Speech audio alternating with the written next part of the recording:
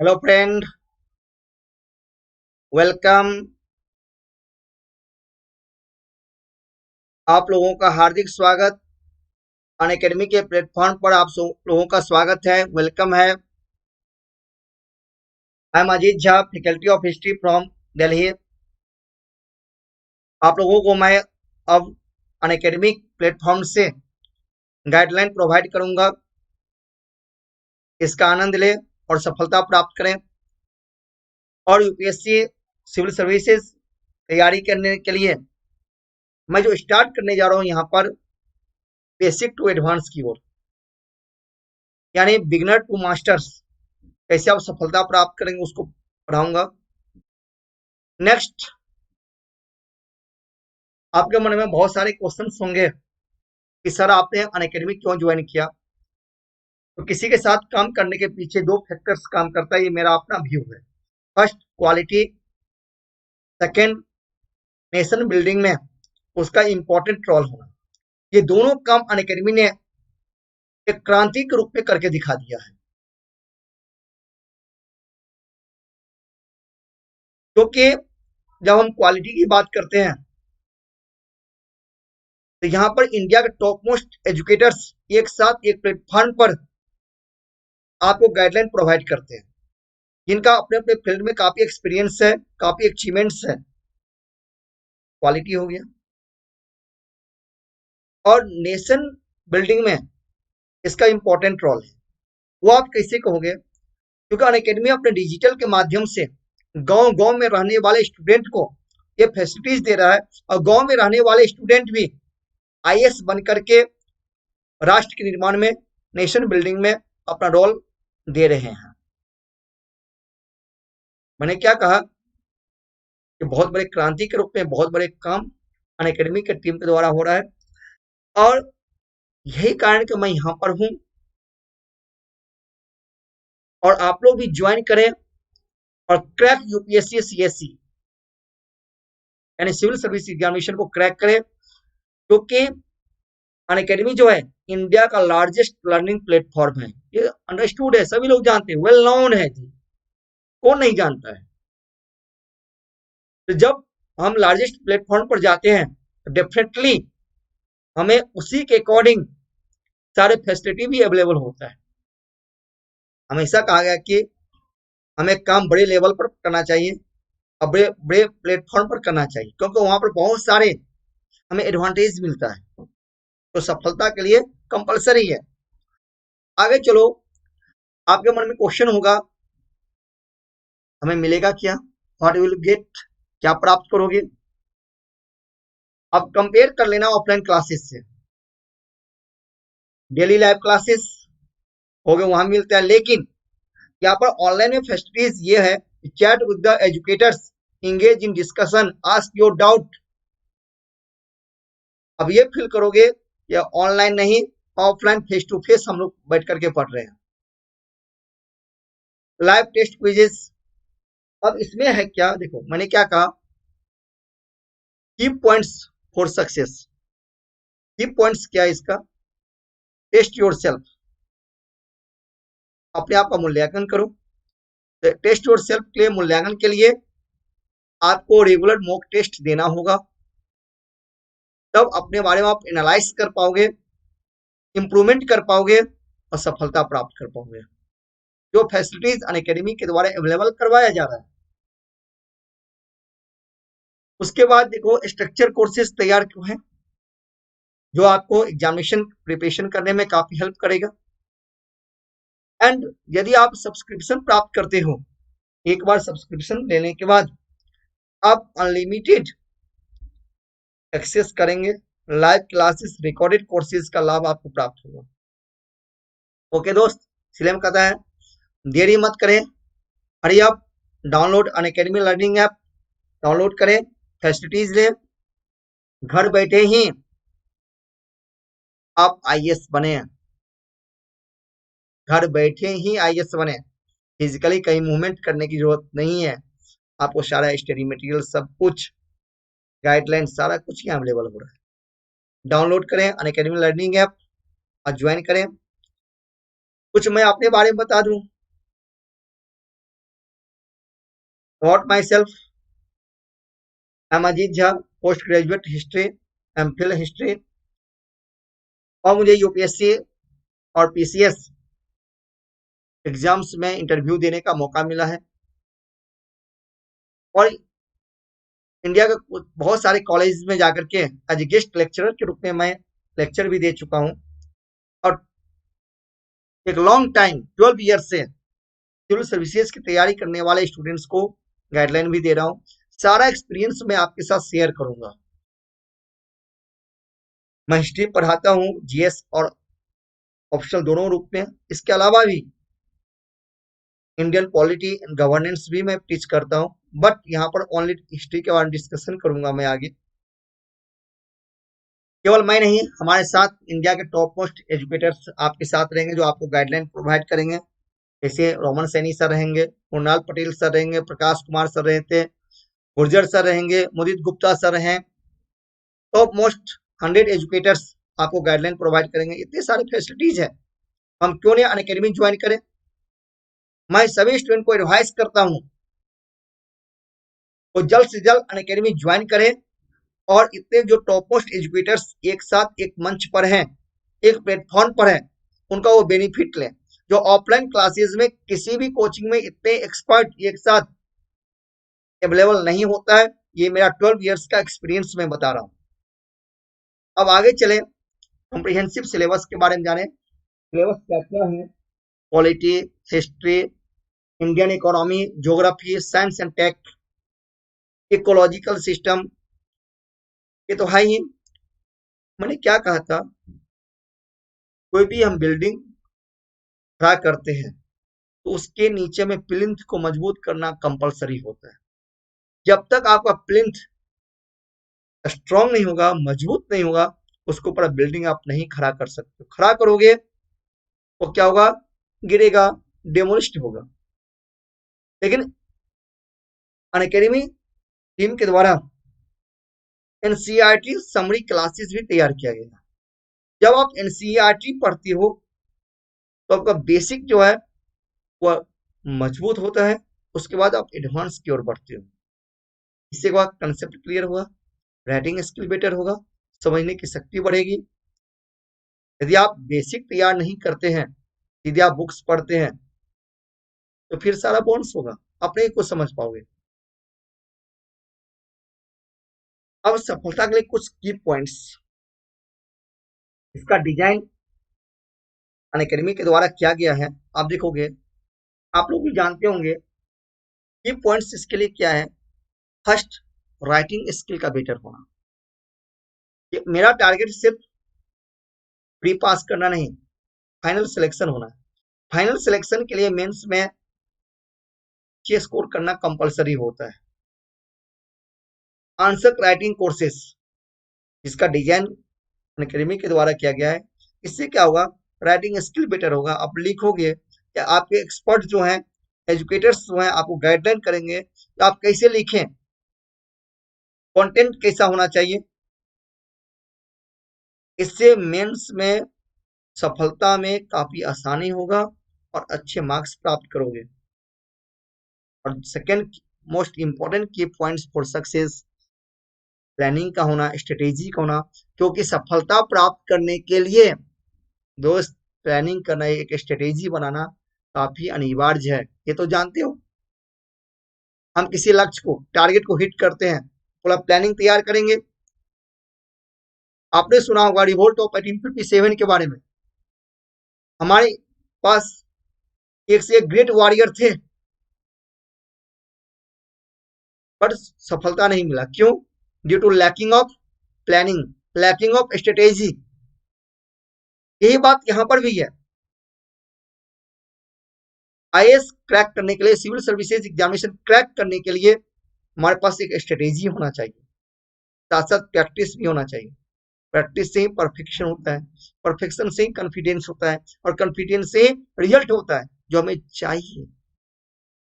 Okay दोस्त, इस तरीके से हम पढ़ेंगे। साथ साथ अनअकैडमी के द्वारा ऑप्शनल कोर्सेज का भी डिजाइन तैयार है जो आप लोगों को मिलेगा। उसके बारे में हम लोग आगे डिस्कशन करेंगे। थोड़ा सा आगे चले, यूपीएससी सीएसई के लिए सब्सक्रिप्शन है, 1 मंथ, 3 मंथ, 6 मंथ, 12 मंथ, इसमें डिस्काउंट भी है, उसका बेनिफिट लें आप लोग। अब देखिए यूपीएससी सीएससी में अनअकैडमी के द्वारा 2 टाइप के कोर्स तैयार किए गए हैं, प्लस और आइकॉनिक। प्लस में आप देखते हो आपको क्या क्या फैसिलिटीज हैं, live classes, test series, unlimited practice and structure schedules आपको मिलेगा, जिसके लिए 1 ईयर का फी ओनली 44,000 एंड 2 ईयर्स का फीस है 64,000। और मेरा प्रोमो कोड अजीत झा को यूज करें आप लोग और 10% का डिस्काउंट पाए।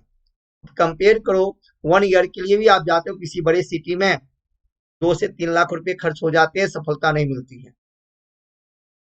यहाँ पर इतने कम फी में इतने टॉप मोस्ट एजुकेटर से पढ़ते हो, सारा स्टडी मटेरियल मिलता है, डिस्कशन होता है, डिबेट होता है, आंसर राइटिंग प्रैक्टिस होता है, वो क्या चाहिए। और सेकेंड इसका है क्या, आइकॉनिक। आइकॉनिक में आपको क्या फैसिलिटीज होगा, live classes, test series, unlimited practice, structure schedules, personal coach, और सबसे बड़ी बात है क्या, daily mains question answer practice. यही तो हमें चाहिए जी। स्टडी प्लानर्स एंड फीडबैक भी आपको प्राप्त होगा। इसके लिए 1 ईयर्स का फीस है 64,000 एंड 2 ईयर्स का फीस है 99,000। मेरा प्रोमो कोड अजीत झा को यूज करें और 10% का डिस्काउंट पाए। अब देखो आप कंपेयर करो किसी बड़े सिटी के कोचिंग से, तो वहां पर 2 लाख तो फी है, उसके बाद लॉजिंग एंड फूडिंग मिला करके रहते हो तो 4 से 5 लाख रुपया मिनिमम खर्च होता ही है। उसके बाद बहुत सारे प्रॉब्लम्स का हमें फेस भी करना होता है। यदि घर बैठे आप सफलता प्राप्त कर रहे हो इतने मिनिमम फीस में, इससे बड़ा बेनिफिट और क्या चाहिए। तो मैं ये कहूंगा कि अनअकैडमी आपको फाइनेंशियल सपोर्ट भी दे रहा है, टॉप मोस्ट एजुकेटर से आपको गाइड मिल रहा है, उतने कम फी में आप सारे स्टडी मटेरियल ले रहे हो, अनलिमिटेड प्रैक्टिस कर रहे हो, daily main question answer practice मिल रहा है, जो किसी भी ऑफलाइन कोचिंग सेंटर में ये सुविधाएं अवेलेबल एक साथ नहीं होता है, ये मेरा गारंटी है। मेरा प्रोमो कोड अजीत झा को यूज करें, 10% डिस्काउंट आपको मिलेगा। ओके गाइस, ओके फ्रेंड, अब चले आगे की ओर, उस हम लोग अपने टॉपिक पर भी डिस्कशन करें। थोड़ा सा ब्रीफ में आज चलता हूं। मैंने क्या कहा था कि जीएस एंड ऑप्शनल दोनों पेपर के रूप में मैं हिस्ट्री पढ़ाता हूं। हिस्ट्री का नाम सुनते ही बहुत सारे क्वेश्चंस राइज होता है हमारे दिमाग में। स्टूडेंट क्वेश्चंस करते हैं, आस्क करते हैं कि वेटेज क्या है, हिस्ट्री का वेटेज क्या है। First, history is boring subject, sir कैसे पढ़े। बहुत सारे क्वेश्चंस हैं, मैं इस क्वेश्चन को फेस करता हूं, या मैं कॉलेज में जाता हूं या कोचिंग इंस्टीट्यूशन में जाता हूं, दिल्ली हो या दिल्ली से बाहर, तो बहुत सारे स्टूडेंट्स फर्स्ट क्वेश्चन यही करते हैं इसका वेटेज क्या है। हिस्ट्री एक बोरिंग सब्जेक्ट है, हिस्ट्री के बारे में कहावत है, बोलते रहते हैं हिस्ट्री ज्योग्राफी बड़ा बेफा और आज पढ़ो सुबह सफा। लेकिन मैं ये कहूंगा नहीं, सबसे पहले आप अपना अप्रोच चेंज करो, क्योंकि you are going to become an IAS officer. आप एकेडमिक नहीं पढ़ने जा रहे हो, आप कॉम्पिटिटिव पढ़ने जा रहे हो।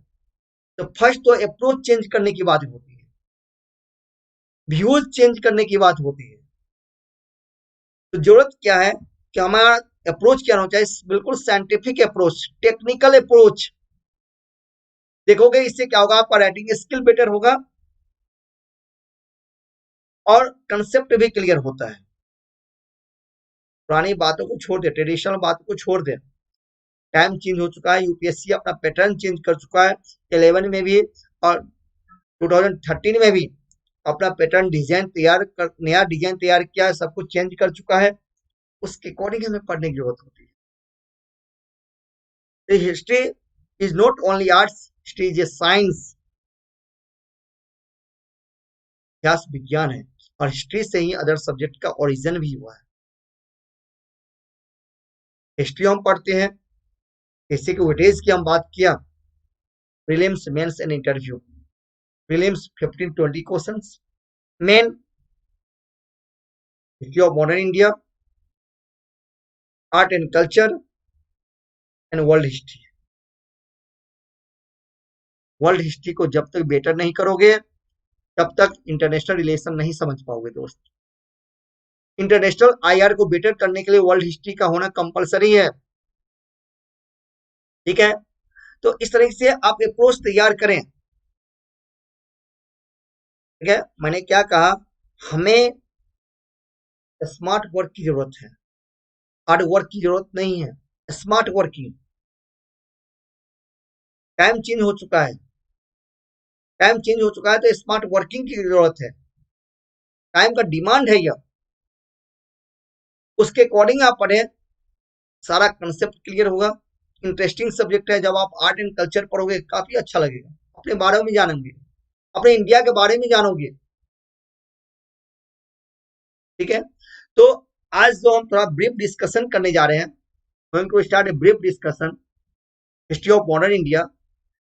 तो फर्स्ट क्वेश्चन होता है, हिस्ट्री ऑफ मॉडर्न इंडिया को हम कैसे पढ़ें, कहां से स्टार्ट करें। हिस्ट्री ऑफ मॉडर्न इंडिया को पढ़ने के लिए, समझने के लिए, तो कुछ पार्ट्स में हम इसको डिवाइड करते हैं, तो सब कुछ आसान होता है, क्लियर होता है। बिल्कुल जैसे हम मिरर के सामने खड़े होते हैं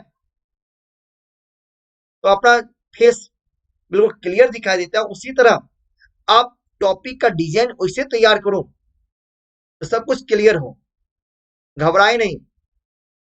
कहावत है कि कौन कहता है कि आसमां में सुराग नहीं होता, कौन कहता है कि आसमां में सुराग नहीं होता, एक पत्थर तो तबीयत से उछालो यारो। तो मन से करते हैं डेफिनेटली सफलता मिलता ही है, ये मेरा मानना है, ये यूनिवर्सल ट्रूथ भी है। ओके, तो आप स्टार्ट करें कैसे हम कुछ पार्ट्स में हिस्ट्री ऑफ मॉडर्न इंडिया को डिवाइड करें। फर्स्ट हम जो स्टार्ट करते हैं history of modern India, point होता है decline of Mughal empire and foundation of British rule. Second, British political policies. Third, British economic policy. Fourth, Britishers social and educational policy. Fifth, social reform movement India. And seven, rise of nationalism, राष्ट्रवाद का उदय। उसे पढ़ने के लिए हम technically आप ऐसे पढ़ोगे, सेंटर में रिवोल्ट ऑफ 1857 को लेते हैं, before revolt of 1857 and after 1857। India में जो नेशनलिज्म का ओरिजिन हुआ उसमें ट्राइब्स मूवमेंट का इंपॉर्टेंट रोल है। तो अपराइजिंग रिवोल्ट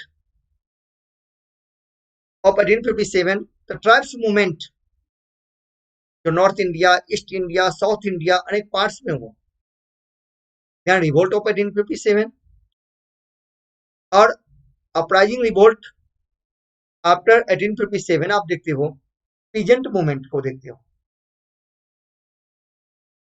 उसके बाद जो सिक्स्थ पॉइंट होगा हमारा हिस्ट्री ऑफ मॉडर्न इंडिया को अच्छी करने के लिए, इंडियन नेशनल मूवमेंट वो पढ़ेंगे।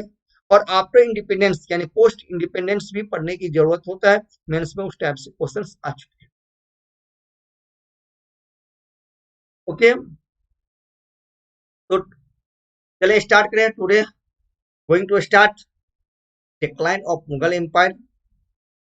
मुगल साम्राज्य का पतन कैसे हुआ, क्या क्या फैक्टर्स थे, थोड़ा सा इस मैप के द्वारा हम इस बात को अच्छे से समझ सकते हैं। मैपिंग करते हो तो मेन में अच्छे करोगे, आईक्यू डेवलप होगा, कंसेप्ट क्लियर होगा। यहाँ पर मैप में कुछ पॉइंट्स में दिया हूं। Mughal empire grow up by 1700 as the king spent too much money on the places and war. In addition, the large population of Hindus in India began to revolt against their Muslim rulers. इस पर भी discussion करेंगे।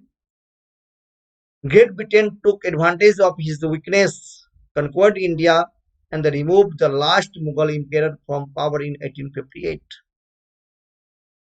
इसको better समझने के लिए इस map को जानना अनिवार्य है।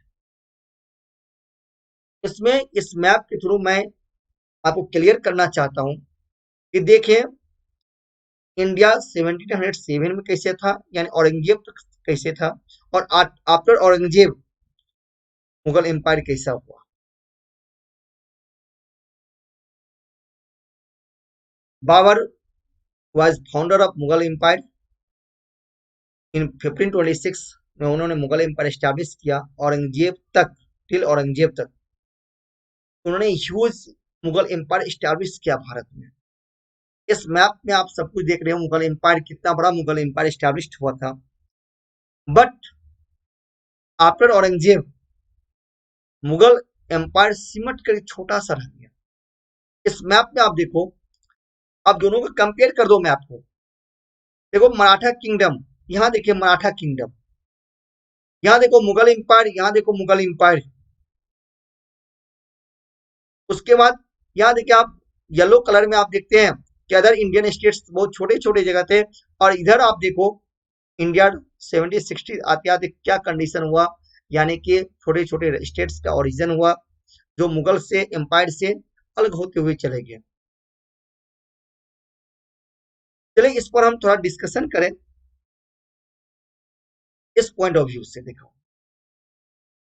Causes for the downfall of the Mughals, first point हमारा यही होगा। उसके बाद नेक्स्ट हम आगे डिस्कशन करेंगे causes for the downfall of the Mughals. बहुत सारे कंडीशंस होता है। There are many reasons responsible for the downfall of the Mughal empire. बहुत सारे कारण हैं। It can be divided under the two groups, दो ग्रुप से इसको बांट दिया। The first group consist of such reasons for which Aurangzeb could be held responsible, but the other groups consist other factors which grow after the Aurangzeb। okay, कुछ कहना है औरंगजेब के कारण, औरंगजेब के समय से ही, कुछ औरंगजेब की बातें किया है। लेकिन यदि हम देखते हैं एक्चुअली बात यही है, मुगल साम्राज्य के, मुगल एम्पायर के डिक्लाइन का सीड जो है, बीज जो है, वह औरंगजेब के समय से दिखाई देता है। The seeds of decline of Mughal Empire were sown in the time of Aurangzeb. उसी समय दिखता है, और इसी को समझने के लिए हमें उसकी कुछ पॉलिसीज को समझना होता है। तो पहले औरंगजेब के फेज को लेते हैं, देन आफ्टर औरंगजेब फेज को लेते हैं। हम फर्स्ट पॉइंट से डिस्कशन करें। The Aurangzeb religious policies was the most important cause for the downfall of the Mughal Empire। तो औरंगजेब की रिलीजियस पॉलिसी क्या था? देखो Aurangzeb was the orthodox Sunni Muslim, और वह 100% कुरान के रूल्स को फॉलो करता था, और कुरान के अकॉर्डिंग वह रूल्स करना चाहता था। उसका मेन एम था इंडिया में कि इंडिया को दार उल हर्ब के स्थान पर दार उल इस्लाम का देश बनाना। जिसके कारण क्या हुआ कि अदर कम्युनिटीज, या हिंदू, राजपूत, सिख्स, वो उसके शत्रु इन्हीं भी बनते हुए चले गए। अब इसके रिलीजियस पॉलिसीज में अगला पॉइंट्स देखें आप। मैंने क्या कहा, दारुल हर्ब के स्थान पर दारुल इस्लाम का देश बना। इसके लिए अपनी पॉलिसीज के अंतर्गत इन्होंने क्या किया, बहुत सारे temples, Vishwanath temple Varanasi, Somnath temple Gujarat, Keshavrai temple Mathura, सभी को डिमोलिश किया। एक बहुत बड़ा ग्रुप हिंदू इससे नाराज होते गए चले। अब देखो इस हिंदू का सपोर्ट, राजपूताना का सपोर्ट अकबर ने लिया था, और अकबर ने उसे मेंटेन भी किया था। अकबर ने हिंदू और मुस्लिम दोनों को इक्वालिटी प्रदान करते हुए तो पोजीशन पर बैठा करके रखा। क्या अकबर हो, जहांगीर हो, शाहजहां हो, सभी ने इसको मेंटेन किया। बट यहाँ आते आते सब कुछ डेड हो गया, समाप्त हो गया due to Aurangzeb religious policy. Aurangzeb अपनी धार्मिक नीति को लागू करने में सबसे बड़ा बाधा राजपूतों को मानते थे। और जैसे ही उन्होंने राजपूताना पर आक्रमण किया, राजपूतों ने मुगलों का साथ देना छोड़ दिया, सपोर्ट देना छोड़ दिया। अब मुगल साम्राज्य का पतन हुआ। अब अगर सिखों के साथ उसका बेटर रिलेशन नहीं रहा, तो कि इस्लाम धर्म स्वीकार नहीं करने के कारण 1675 में सिखों के 9th गुरु तेग बहादुर को बिहेडेड किया गया था। इससे सिख इससे नाराज थे। सतनामियों का विद्रोह हुआ ड्यू टू एग्रीकल्चर डिक्लाइन होने के कारण। अब देखिए, जैसा कि मैंने मैप में कहा था, as the Mughal empire became a vast, Aurangzeb ने बहुत बड़ा मुगल एम्पायर स्टैब्लिश तो कर डाला, बट उसका एक बेटर एडमिनिस्ट्रेशन नहीं दे पाया। कहा जाता है कि औरंगजेब के लिए दक्षिण भारत कब्रिस्तान साबित हुआ था। मुगल एम्पायर नॉर्थ से लेकर के साउदर्न पार्ट इंडिया तक फैल चुका था, जो कहा गया कि it was very difficult for the Mughal rulers to control the distant part of the empire. यदि आप ठीक से एडमिनिस्ट्रेशन नहीं कर पाओगे, डेफिनेटली क्या होगा, रिवोल्ट होगा। इसी कारण से क्या हुआ, so revolt broke out the many parts against the Mughal empire. ये हो गया। अब इसी में एक पॉइंट देखें, जो सेकेंड फेजेस हमने कहा था कि आफ्टर औरंगजेब उसके जितने भी सक्सेसर हुए, इतने वीक सक्सेसर हुए जो इतने बड़े मुगल एम्पायर को संभाल नहीं पाया। Bahadur Shah first became a successor of Aurangzeb. उन्होंने कुछ हिंदुओं के साथ, सिखों के साथ एक बेटर रिलेशन एस्टेब्लिश करने का प्रयास किया, but he was 65 years old. अधिक इंटरेस्ट नहीं था। उनका सरनेम रखा गया साहेब खबर। उस समय आफ्टर औरंगजेब, उस समय मुगल कोर्ट्स में सुपरमेसी स्टैब्लिश करने के लिए लोग आपस में स्ट्रगल करने लगे। सुपरमेसी स्ट्रगल स्टार्ट हो गया। जहांगीर शाह मात्र 1 साल के रहे, उनको कहा गया लंपट मूर्ख। फर्रुखसियर आए, कहा गया घृणित कायर। मोहम्मद शाह आए, जिनको कहा गया रंगीला बादशाह। उस समय विदेशी आक्रमण भी होता है भारत में, फॉरेन इन्वेशन भी होता है भारत में, जो मुगल साम्राज्य के डिक्लाइन का बहुत बड़ा कारण माना गया, रीजन माना गया। इसको हम लोग डिटेल्स आगे पढ़ेंगे। अब देखो, उसी बीच आफ्टर औरंगजेब बीच क्या होता है कि कोर्ट्स में बहुत सारे ग्रुप्स तैयार होते हैं, हिंदुस्तानी, ईरानी, तुरानी। इसमें हिंदुस्तानी ग्रुप सबसे स्ट्रॉन्ग था, वो था सैयद ब्रदर्स। सैयद ब्रदर्स को उस टाइम इंडिया का किंग मेकर कहा गया, राजा बनाने वाले। और वह अपने अकॉर्डिंग एम्पेरर बनाते थे, उनको पोस्ट से हटाते भी थे। तो इस टाइप की शासन व्यवस्था थी। इससे क्या हुआ कि इंडिया फाइनेंशियल वीक हुआ। ठीक है, इंडिया में लैकिंग क्या हो गया, एडमिनिस्ट्रेशन लैकिंग हुआ, केंद्रीय शासन का लैकिंग हो गया, पॉलिटिकल यूनिटी जो थे वो समाप्त हो गया भारत में। तो पॉलिटिकली डेड हुआ इंडिया, इकोनॉमिकली डेड हुआ इंडिया। इसी का बेनिफिट तो अदर पावर्स को मिला इंडिया में। जो अहमद शाह अब्दाली भी भारत आए, नादिर शाह का भी आक्रमण हुआ, और अहमद शाह का आक्रमण and third battle of Panipat में भारत में ब्रिटिशर्स को एस्टैब्लिशमेंट किया, उस पर भी डिस्कशन करेंगे। अब हम नेक्स्ट पॉइंट हम देखते हैं। अब जैसे आफ्टर औरंगजेब क्या हुआ, there was deteriorations and demoralisations in the Mughal army. कारण क्या था कि सोल्जर्स जो थे पर्सनल बेनिफिट्स के लिए वार करने लगे, वार को जीतने लगे।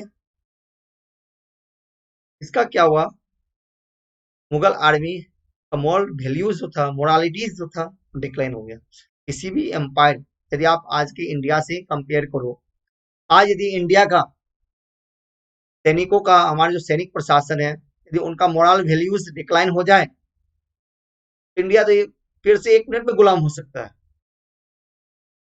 वही हाल हुआ मुगल एम्पायर का। तो मुगल एम्पायर की आर्मी जो था, उनका मोरल वैल्यूज समाप्त हो गया। वो जो बैटल करने लगे अपने पर्सनल बेनिफिट के लिए। एक बात मैंने कहा पॉलिटिकल व्यूज से देखें। अब देखो, मराठा का इमर्ज होना मुगल साम्राज्य के, मुगल एम्पायर के डिक्लाइन का बहुत बड़ा रीजन माना जाता है। हालांकि शिवाजी का ओरिजिन औरंगजेब के समय ही वो हुआ था। दोनों एक दूसरे के पैरेलल कंटेम्पोररी थे। अब शिवाजी ने साउथ इंडिया में हिंदू स्टेट का कंसेप्ट दिया। उन्होंने पूना से लेकर के तमिलनाडु तक अबाउट 100 फोर्ट्स पर कैप्चर भी किया था, जो औरंगजेब के लिए बहुत बड़ा चैलेंज बना था, जो कि मुगल साम्राज्य को कमजोर भी किया।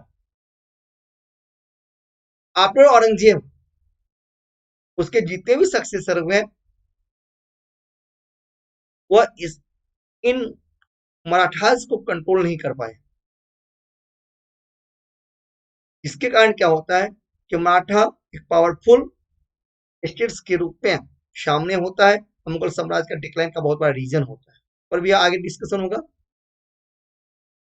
फिर हम देखते हैं Europeans, the coming Europeans, European का आना। Portuguese, Dutch, English, Danish, French, अनेक यूरोपियंस इंडिया आते हैं। हालांकि वो ट्रेड करने के लिए भारत आए। बाद में इंडिया के सर्कमस्टांसेस को देखते हुए, इंडिया की इंटरनल पॉलिटिकल सिस्टम, एडमिनिस्ट्रेशन को देखते हुए ब्रिटिशर्स ने यहाँ पर शासन करने के लिए, रूल्स करने का मन बनाया। ब्रिटिशर्स भी सोच के नहीं आए थे इंडिया जाकर के हमें रूल करना है। वो एक ट्रेडिंग कंपनी के रूप में भारत आए। और जब वो इंडिया पहुंचता है, यूरोपियन कंपनी जैसे पोर्तुगीज आए, उसका उद्देश्य क्या था, अधिक से अधिक हमें बेनिफिट कमाना। और बेनिफिट लेने के लिए भारत आए थे। डच आए, इंग्लिश आए। लेकिन उस समय क्या था, मुगल साम्राज्य, जैसे ब्रिटिशर्स आते हैं उस टाइम भारत में मुगल साम्राज्य था। जहांगीर उसमें भारत के मुगल इंपेरर थे। और जहांगीरी कोर्ट में सर थॉमस रो जब अपियर हुआ, सर थॉमस रो को मुगल इंपेरर जहांगीर ने ट्रेड करने का परमिशन दिया भारत में। यहाँ पर ट्रेड ट्रेड क्या होता है, एस्टैब्लिश होता है। लेकिन उसके पॉलिसीज को मुगल इंपेरर समझ नहीं पाते हैं, क्योंकि ब्रिटिशर्स में काफी दूरदर्शिता था। ब्रिटिशर्स की डिप्लोमेटिक पॉलिसी जो थी, नेवी पावर जो था, इसको मुगल्स नहीं समझ पाए। और अपने डिप्लोमेटिक पॉलिसी कारण ही ब्रिटिशर्स इंडिया में एक ह्यूज एम्पायर स्टैब्लिश कर डाला। दूसरी बात, जैसे मैंने कहा कि नेवी पावर, तो मुगल्स ने हमेशा सी पावर को नेग्लेक्ट किया और यूरोपियंस ने सी पावर को ही अपने कैप्चर में लिया। ये सब मुगल एम्पायर का डिक्लाइन का बहुत बड़ा रीजन माना जाता है। तो ओके फ्रेंड, इस तरह से हम पूरे क्लासिफाइड करके सारे टॉपिक को पढ़ते हैं तो आसान होता है, कंसेप्ट क्लियर होगा, राइटिंग स्किल बेटर होगा, आईक्यू डेवलप होगा। मैंने फर्स्ट कहा हमें हार्ड वर्क की नहीं, स्मार्ट वर्क करने की जरूरत है। और लास्ट में मैं ये कहूंगा आपको कि मेरा प्रोमो कोड अजीत झा को आप लोग यूज करें और 10% का डिस्काउंट प्राप्त करें। लाइक करें, शेयर करें और सब्सक्राइब करें। सिर्फ लाइक ही नहीं करें, शेयर भी करें और अधिक से अधिक सब्सक्राइब करो। आप लोग ज्वाइन करें और घर बैठे ही आईएएस ऑफिसर बने। तो बेस्ट विशेष, हमारी शुभकामना है। All the best. जय हिंद, जय भारत।